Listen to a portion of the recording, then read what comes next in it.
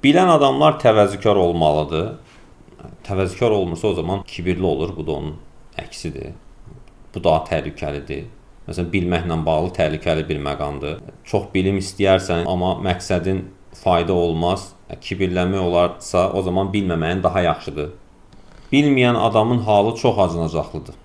Yəni, o özü üçün başqa bir atmosferdə ola bilər, amma kənardan baxan, bilən adam onun halına o qədər yanır ki, post gördüm ki, kimsə yazıb ki, özümü cənnətdə hiss elədim.